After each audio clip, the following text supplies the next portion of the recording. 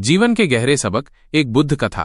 क्या आपने कभी सोचा है कि हमारे जीवन की सबसे बड़ी चुनौतियां ही हमें सबसे गहरे सबक सिखाती हैं? कभी कभी जब हम मुश्किल हालातों में फंस जाते हैं तो हमें लगता है कि हम अकेले हैं, कि हमारे सवालों का कोई जवाब नहीं है। लेकिन अगर हम सही नजरिए से देखें तो हर परिस्थिति हमें कुछ सिखाने आई होती है। आज मैं आपको एक ऐसी प्रेरणादायक कहानी सुनाने जा रहा हूं जो न सिर्फ आपके दिल को छू लेगी बल्कि आपके सोचने का नजरिया भी बदल देगी। ये कहानी सिर्फ एक साधारण कथा नहीं है, बल्कि ये जीवन के गहरे सत्य को उजागर करती है। कहानी शुरू करने से पहले आप हमारे YouTube चैनल डोलनिवा ब्लॉग्स को सब्सक्राइब जरूर करें। तो चलिए, आज हम बुद्ध की एक अनमोल कहानी के माध्यम से ये समझने की कोशिश करते हैं कि जीवन के सबसे कठिन सवालों का जवाब हमें कहां और कैसे मिलता है। तो आइए जीवन बदलने वाली कहानी शुरू करते हैं। युवक का संघर्ष और महात्मा से भेंट। दोस्तों, एक युवक ने अपने जीवन में सफलता प्राप्त करने का दृढ़ संकल्प कर लिया। बड़ी लगन और धैर्य के साथ उसने आश्रम से शिक्षा प्राप्त की। शिक्षा की समाप्ति के बाद उसने नौकरी खोजना प्रारंभ कर दिया ताकि पारिवारिक जिम्मेदारी का निर्वाह वो बहुत ही अच्छे तरीके से कर सके। इतनी अच्छी शिक्षा प्राप्त करने के बाद भी उसका ये दुर्भाग्य रहा कि उसे कहीं भी काम नहीं मिला। नौकरी की तलाश में वो जगह जगह भटकता रहा, खूब प्रयास किए, किंतु हर स्थान से उसे निराशा ही मिली। अच्छी बात यह थी कि युवक ने मात्र किताबी शिक्षा ग्रहण नहीं की थी, अपितु जीवन में कैसे धैर्य रखा जाए ये भी सीखा था। यही वजह रही कि वो हर परिस्थिति का सामना बड़े ही अच्छे तरीके से कर लेता। लेकिन कब तक ये करता? हर एक संघर्ष की सीमा होती है। दोस्तों, ये बात सत्य है कि जब तक सफलता नहीं मिलती है तब तक आपकी मदद करने कोई नहीं आता है। आप दर दर की ठोकरें खाते रहेंगे, पर कोई पूछने वाला नहीं रहेगा कि आप कैसे हैं, आप परेशान हैं कि नहीं हैं। ये कोई नहीं आपसे पूछेगा। ये जीवन की सच्चाई है। हाँ, लेकिन जब आप कामयाब बन जाएंगे, जब आपके पास पैसा रहेगा, तो 10 से 20 लोग आपके आगे पीछे घूमते रहेंगे। तो तमाम तरह के लोग आपसे रिश्ता भी रखना चाहेंगे। तब दूर के लोग भी आपसे कहेंगे कि आप उनके बहुत ही करीबी रिश्तेदार हैं। हर कोई आपसे एक झूठा रिश्ता लेकर जोड़ने लगेगा। ध्यान रहे, जो लोग आपके पैसे को, आपकी कामयाबी को देखकर आपसे जुड़ते हैं, वो कभी भी आपके अपने नहीं हो सकते। जो मुसीबत के समय में, जब आप निर्धन हैं, गरीब हैं, लाचार पड़े हुए हैं, उस वक्त कोई अगर आपको सहारा दे, उस वक्त कोई अगर आपके साथ खड़ा रहे, तो समझ लीजिए कि वही आपका सच्चा और अपना साथी है। और ऐसे लोग दुनिया में केवल 1% से भी कम होते हैं जो आपकी गरीबी में, जो आपके कठिन वक्त में आपका साथ दे। लेकिन आप सबसे ज्यादा उन लोगों के लिए परेशान रहते हैं जो कभी आपके अपने हैं ही नहीं। वो युवक हार, थक के, परेशान होकर के एक रास्ते से गुजर रहा था। रास्ते में उसी से एक आश्रम दिखाई पड़ा। उस आश्रम के बाहर एक महात्मा अपने शिष्यों को ज्ञान का उपदेश दे रहे थे। वे सभी शिष्य उन बौद्ध महात्मा के उपदेशों को बड़े ही ध्यान और शांतिपूर्वक सुन रहे थे। वह युवक वहीं पर रुक गया। उसने सोचा कि ऐसा क्या यहाँ पर चल रहा है जो कि लोग बहुत ही शांतिपूर्वक उन महात्मा का उपदेश सुन रहे हैं। उस युवक के भी मन में जिज्ञासा जाग गई कि चलकर हम भी देखते हैं कि वहां पर क्या हो रहा है। और वो युवक भी धीरे धीरे कदमों से आगे बढ़ते हुए आश्रम की तरफ चल पड़ा। वो पास में ही एक आम के पेड़ के पास बैठ गया और महात्मा के द्वारा कही हुई बातों को ध्यान से सुनने लगा।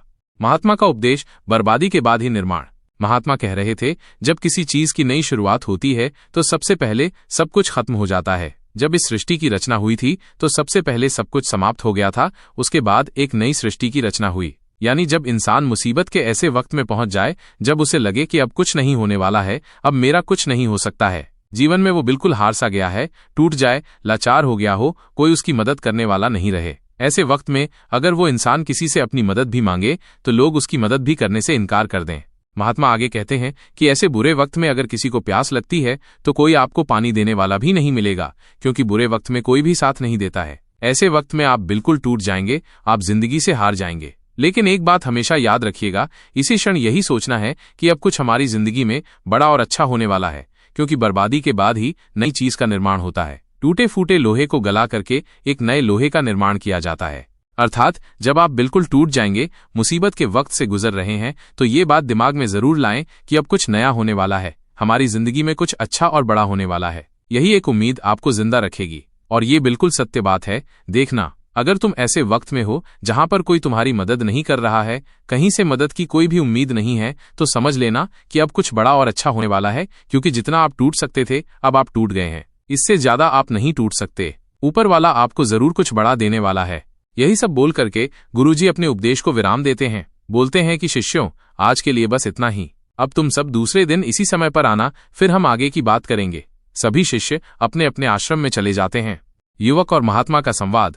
तभी अच्छा समय देख करके वो युवक उन महात्मा के पास आता है और कहता है कि महात्मा, मैं पीछे से आपका पूरा उपदेश सुन रहा था और मुझे बहुत ही अच्छा लगा। मैं बिल्कुल टूटा हुआ इंसान हूँ। मैंने पढ़ाई भी की, हर जगह नौकरी की तलाश में घूम रहा, पर मुझे कहीं भी नौकरी नहीं मिली। मैं दर दर की ठोकरें खा रहा हूँ, पर कुछ भी हासिल नहीं कर पाया। लेकिन आपने जो बातें बोली उससे मुझे कुछ काम करने की हिम्मत मिली, और आपकी बातें बिल्कुल सही हैं।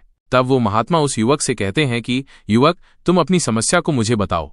तब वो युवक कहता है कि हे महात्मा, मैंने आश्रम से शिक्षा प्राप्त की। उसके बाद मैं घर पर आ गया और हमारे घर पर पैसों की जरूरत थी, जिसकी वजह से हम बाहर कमाने के लिए निकल पड़े। लेकिन मैं जहां पर भी नौकरी की तलाश में गया, मुझे वहां से नौकरी नहीं मिली, जिस वजह से मैं बहुत ही परेशान हूं। गुरुवर, कृपया मेरा मार्गदर्शन करें ताकि मैं अपने जीवन में सफलता की नई बुलंदियों को हासिल कर सकूं।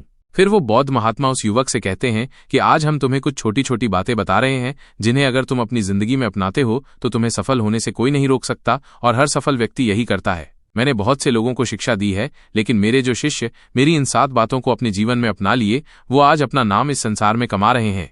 सफलता के 7 सूत्र। महात्मा उस युवक से सफलता के 7 महत्वपूर्ण सूत्र साझा करते हैं। 1. अपने गुणों को पहचानो, प्रतिभा की पहचान। महात्मा कहते हैं कि अगर तुम्हें सफल होना है तो तुम्हें सबसे पहले अपने गुणों को पहचानना है, और यही तुम्हारी सफलता पाने की पहली आदत होनी चाहिए। युवक पूछता है कि गुरुदेव, अपने अंदर के गुणों को कैसे पहचाने? तब वो महात्मा उस युवक से कहते हैं कि गुणों को पहचानने का मतलब यह है कि अपने अंदर की प्रतिभा को पहचानो। कुछ भी कार्य करने से पहले सबसे पहले तुम अपने अंदर की प्रतिभा को पहचानो। हर एक इंसान में एक अलग प्रतिभा होती है। अगर वो अपनी प्रतिभा के हिसाब से काम करे तो जीवन में उसे सफल होने से कोई नहीं रोक सकता। मैं तुम्हें एक उदाहरण के माध्यम से समझाने का प्रयास करता हूँ। अगर मैं तुमसे ये पूछूं कि ये आम का पेड़ है जो तुम्हें दिखाई दे रहा है, अगर मैं इस पर सभी जानवरों को चढ़ने के लिए बोलूं कि इस पेड़ पर सबसे पहले कौन चढ़ेगा? चलो मान लेते हैं यहाँ पे बंदर, भालू, हिरण, हाथी, घोड़ा, गिलहरी सभी लोग आ गए, तो अब तुम मुझे ये बताओ कि इस पेड़ पर सबसे पहले कौन चढ़ेगा? तो वह युवक कहता है कि महात्मा, इस पेड़ पर तो गिलहरी सबसे पहले चढ़ जाएगी, वो झट से ऊपर तक चढ़ जाएगी। इसके बाद बंदर चढ़ जाएगा, लेकिन घोड़ा नहीं चढ़ सकता, हाथी नहीं चढ़ सकता, तमाम जानवर इसमें फेल हो जाएंगे। तब वो बौद्ध महात्मा कहते हैं कि तुमने बिल्कुल सही कहा। यही हाल हम सबकी भी जिंदगी में होता है। हम सबके भी अंदर एक अलग अलग प्रतिभा होती है, लेकिन हम उस प्रतिभा को पहचानने का प्रयास ही नहीं करते हैं। हम सब अपनी प्रतिभा के हिसाब से चलते ही नहीं हैं। हम लोगों के हिसाब से खुद को ढालने का प्रयास करते हैं और हम औरों जैसा बनने लगते हैं। इस दुनिया में जितने भी सफल लोग हुए हैं, अगर तुम उनको ठीक ढंग से पहचानोगे तो तुम पाओगे कि वो अपनी प्रतिभा के हिसाब से काम किए हैं, तभी वे आगे चलकर अपनी जिंदगी में कामयाब हुए हैं। हर कोई इस पेड़ पर नहीं चढ़ सकता। ठीक उसी प्रकार तुम सबसे पहले अपने अंदर की प्रतिभा को पहचानो। तुम ये देखो कि तुम किस चीज में माहिर हो। अगर तुम अपनी प्रतिभा के हिसाब से काम करोगे, उस प्रतिभा को पहचान लोगे, तो तुम जिंदगी में बहुत आगे जाओगे। फिर तुम्हें सफल होने से कोई नहीं रोक सकता है। लगभग 98% लोग यही करते हैं कि वे दूसरों जैसा बनने का प्रयास करते हैं। किसी ने उन्हें कहा तो वे उसके जैसा ही बनने लगते हैं, जबकि जो 1% लोग होते हैं वही सफल हो पाते हैं, क्योंकि वे अपनी प्रतिभा के हिसाब से काम करते हैं। वे अपने अंदर की प्रतिभा को पहचान लेते हैं, फिर वे उसके हिसाब से उस कार्य को करते हैं और अंत में उन्हें सफलता भी मिलती है, और वे लोग जिंदगी में बहुत ही आगे जाते हैं। इसलिए कुछ भी नया करने से पहले सबसे पहले तुम अपनी प्रतिभा को पहचानो, फिर उसके हिसाब से काम करो। 2. सही समय पर उठो, सुबह जल्दी उठना।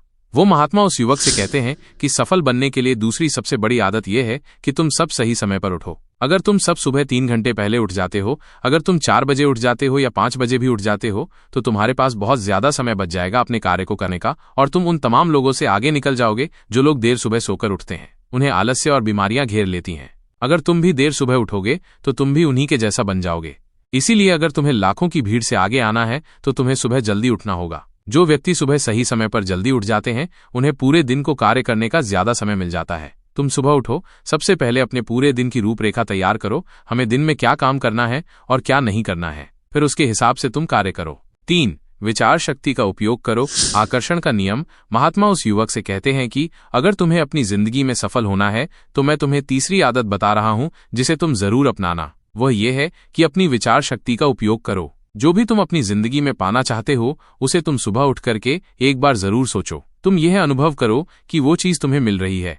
भले ही वो चीज तुम्हें मिली ना हो, लेकिन तुम उसके बारे में सोचना शुरू करो, और इतना सच्चाई के साथ सोचो कि ऐसा लगे कि तुम्हें वह चीज मिल रही है। उस चीज को पाने का अभ्यास करो, और ये काम तुम्हें सुबह उठ करके ही करना है, और जब रात को तुम सोने जाते हो तब भी तुम्हें ये करना है। धीरे धीरे वो चीज तुम्हारी तरफ आकर्षित होने लगेगी। इसे ही आकर्षण का नियम कहते हैं। व्यक्ति को जो भी चीज अपनी जिंदगी में पाना है, उसे उसके बारे में बहुत ही सच्चाई और गहराई के साथ आभास करना है कि उसे वो चीज मिल रही है। फिर क्या होगा कि ये प्रकृति, ये ब्रह्मांड खुद तुम्हारे लिए वो चीज भेजेगा, क्योंकि वो चीज तुम्हारी तरफ आकर्षित होने लगेगी। इसे ही आकर्षण का नियम कहते हैं। तो तुम्हें इस आकर्षण के नियम का पालन करना है। अगर तुम इसका सही से अभ्यास करते हो तो धीरे धीरे तुम जो भी चीज पाना चाहते हो वो चीज तुम्हें मिलने लगेगी। 4. सकारात्मक सोच के साथ आगे बढ़ो, नकारात्मकता से दूरी। महात्मा उस युवक से कहते हैं कि सफल बनने के लिए चौथी आदत है जो तुम्हें मैं बता रहा हूं, वो ये है कि सकारात्मक सोच के साथ आगे बढ़ो। महात्मा युवक से कहते हैं कि जिंदगी में अगर तुम्हें कामयाबी पानी है, तुम्हें सफल होना है, तो अपनी सोच को सकारात्मक करो, क्योंकि सकारात्मक सोच से ही एक अच्छी बुद्धि का विकास होता है। सकारात्मक सोच से ही तुम कुछ अच्छा और बड़ा सोच पाओगे। जब कोई व्यक्ति नकारात्मक सोचता है या किसी दूसरे के बारे में सोचता है तो वो अपने कार्य को ठीक ढंग से समझ नहीं पाएगा और अपने कार्य पर ध्यान भी नहीं दे पाएगा, क्योंकि उसका दिमाग तो किसी और चीज में लगा हुआ है और वो ये काम सही तरीके से नहीं कर पाएगा। इसलिए तुम किसी के बारे में बुरा ना सोचो, भले ही वो तुम्हारा दुश्मन ही क्यों ना हो। इससे क्या होगा कि तुम्हारा अपने कार्य पर से ध्यान हटने लगेगा, और जब तुम्हारा अपने कार्य पर से ध्यान हटने लगेगा तो तुम धीरे धीरे असफल होते जाओगे। इसलिए अगर जीवन में सफल होना है तो तुम सकारात्मक सोच के साथ आगे बढ़ो। तुम इन सबकी फालतू की बातें सोचने में अपना समय व्यर्थ मत करना कि कौन तुम्हें गिराने की कोशिश कर रहा है, कौन तुम्हारे प्रति अच्छा है, कौन बुरा है। ये सब सोचने का समय नहीं है। बस तुम्हें अपने कार्य को अच्छे तरीके से आगे करते जाना है। देखना, जो तुम्हारे आलोचक होंगे, जो तुम्हें नीचा गिराने की कोशिश करेंगे, धीरे धीरे वो सब तुम्हारे रास्ते से हट जाएंगे। क्योंकि जिस भी व्यक्ति के मन में नकारात्मक बातें होती हैं, जो भी व्यक्ति किसी को गिराने की कोशिश करता है, वो कभी भी अपनी जिंदगी में आगे नहीं बढ़ सकता। इसलिए अगर तुम्हें सफल होना है तो तुम एक सकारात्मक सोच के साथ आगे बढ़ो, क्योंकि सकारात्मक सोच से ही तुम्हें आगे सफलता मिलने वाली है। और तुम्हारे जीवन में जो नकारात्मक लोग हैं, जो नकारात्मक बातें करते हैं, तुम उनसे दूरियां बना लेना।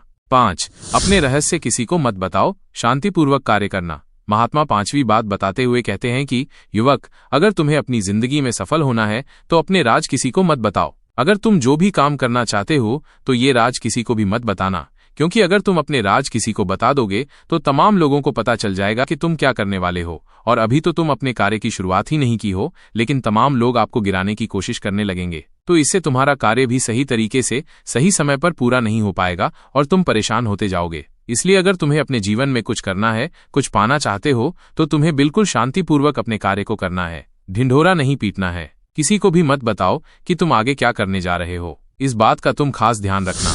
6. कड़ी मेहनत और सही दिशा में काम करो, मेहनत और रणनीति।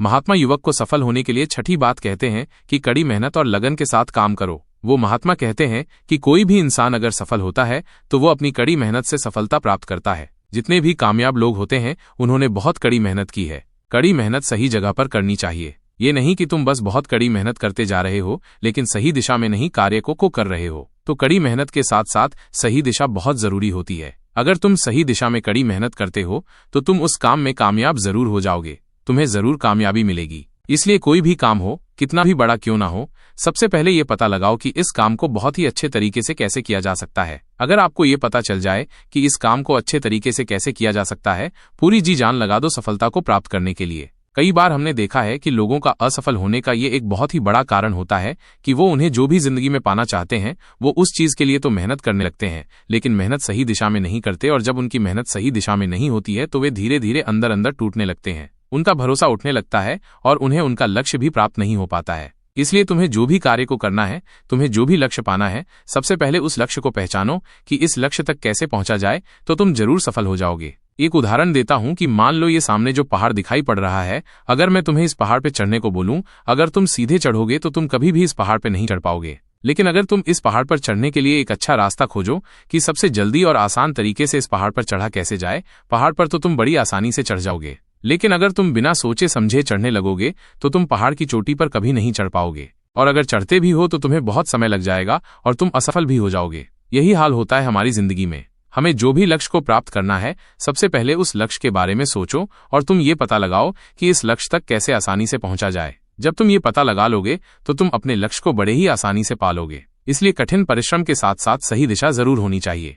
7. अपने शरीर का ख्याल रखो, योग और ध्यान। महात्मा उस युवक को सफलता प्राप्त करने के 7वां और अंतिम सूत्र बताते हुए कहते हैं कि युवक, तुम्हें अपने शरीर का भी बहुत ख्याल रखना है, और अपने शरीर के ख्याल के लिए तुम्हें योगाभ्यास और योग की क्रिया करनी है। अगर तुम योग की क्रिया करते हो तो तुम्हारा दिमाग संतुलित रहेगा, और जब तुम्हारा दिमाग संतुलित रहेगा तो ही तुम अपने कार्य पर अच्छे तरीके से ध्यान दे पाओगे। योग की क्रिया करने से तुम्हारे अंदर का आलस्य भी दूर हो जाएगा, क्योंकि आलस्य इंसान का सबसे बड़ा दुश्मन होता है। इसलिए योगाभ्यास करके तुम अपने आलस्य को भी दूर कर दो।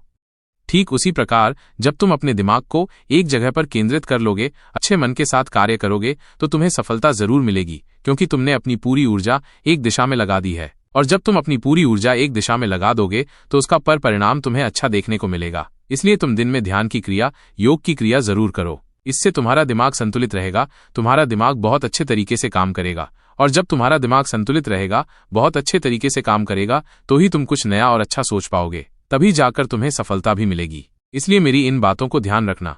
युवक की सफलता और अंतिम सीख। इसलिए युवक, सबसे पहले तुम जाओ, ये पता लगाओ कि तुम किस चीज में माहिर हो, फिर तुम उस हिसाब से कार्य करो और मेरी इन बातों को याद रखना। वो युवक उन महात्मा को प्रणाम करके वापस अपने घर आ जाता है और वो ये सोचने में लग जाता है कि वो किस चीज में माहिर है। पूरे 15 दिन तो ये सोचने में लगा देता है कि वो किस चीज में माहिर है। बाद में उसे पता चलता है कि वो तलवारबाजी की क्रिया में बहुत ही माहिर है। इसलिए वो तलवारबाजी पर बहुत अभ्यास करता है और वो एक कामयाब तलवारबाज बन जाता है। उसकी ख्याति दूर दूर तक फैल जाती है। फिर एक दिन पड़ोसी देश के राजा उसे अपने यहाँ सेना में नौकरी के लिए बुला लेते हैं और वो व्यक्ति अपनी स्वेच्छा से उस राजा के प्रस्ताव को स्वीकार भी कर लेता है और वो उनके यहाँ नौकरी के लिए सेना में भर्ती हो जाता है। राजा उस युवक को बहुत ही मान सम्मान से सम्मानित करते हैं। अब उस युवक का परिवार बहुत ही अच्छे तरीके से अपना गुजारा करने लगा।